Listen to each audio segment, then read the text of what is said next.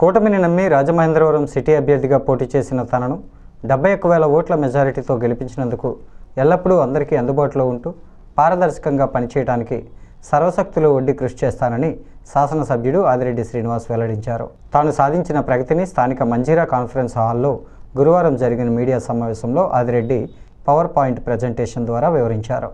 ప్రజలకు ఇచ్చిన హామీ మేరకు మీ భద్రత మా బాధ్యత, ఆరోగ్య రాజమండ్రి వంటి అన్ని కార్యక్రమాలను విజయవంతంగా అమలు చేస్తున్నానని తెలిపారు. సుమారు 250 కోట్ల రూపాయలతో నగరంలో ప్రజలకు మౌలిక సదుపాయాల కల్పనకు పనులు జరుగుతున్నాయన్నారు.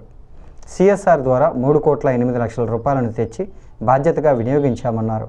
సీఎంఆర్ఎఫ్ ద్వారా 128 మందికి 1,75,00,000 ఆర్థిక సాయం అందించామని సీఎం చంద్రబాబుకు కృతజ్ఞతలు తెలిపారు. కూటమి నాయకులకు అండగా ఉంటూ పారదర్శకంగా పనిచేయడానికే ప్రాధాన్యత ఇస్తామన్నారు.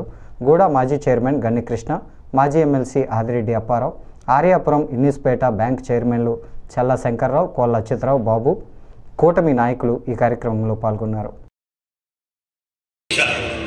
ఇప్పుడు ఆ రౌడీ షీటర్లు ఇవన్నీ వైసీపీ పాలనలో పెరిగి పెద్దయ్యాయి. ప్రభుత్వం సంవత్సరం పూర్తి చేసుకున్న సందర్భంగా ఆశీర్వదించి ఎప్పటికప్పుడు మా వెన్నంటే ఉంటున్న ప్రజలందరికీ కూడా కృతజ్ఞతలు తెలియజేస్తూ కూటమి ప్రభుత్వం ఎన్నికల ముందు ఏదైతే హామీ ఇచ్చిందో అభివృద్ధి, సంక్షేమంలో సూపర్ 6 అమలుకి కట్టుబడి ఉంది.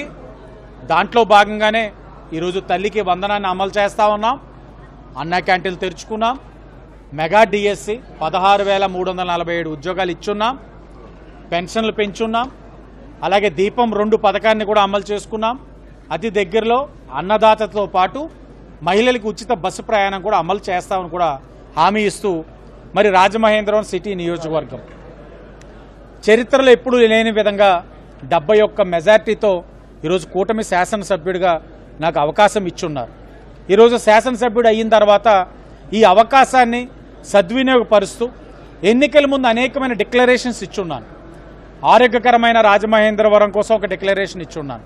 మీ భద్రత మా బాధ్యత ద్వారా ఏదైతే బ్లేడ్ బ్యాచ్, గంజాయి బ్యాచ్ రహిత నగరంగా తీర్చిదిద్దుతామని ఒక డిక్లరేషన్ ఇచ్చున్నాం. స్పోర్ట్స్ హబ్గా తీర్చిదిద్దుతామన్నాం. టూరిజం హబ్గా తీర్చిదిద్దుతామన్నాం.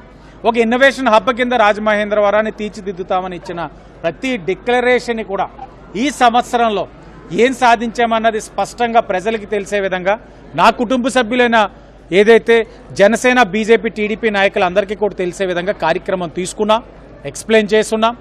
ఎప్పుడూ లేని విధంగా గత 5 సంవత్సరాలు ఎప్పుడూ లేని విధంగా సీఎం రిలీఫ్ ఫండ్ ద్వారా 1,75,00,000 ఈరోజు తీసుకొచ్చున్నాం.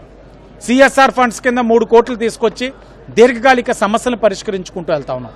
250 కోట్లతో ఈ సంవత్సరంలో అనేకమైన అభివృద్ధి కార్యక్రమాలు చేసుకుంటూ ఒక పక్కన రోడ్స్, మరో పక్కన డ్రైన్స్, ఓ పక్కన పార్కులన్నింటినీ కూడా డెవలప్ చేసుకుంటూ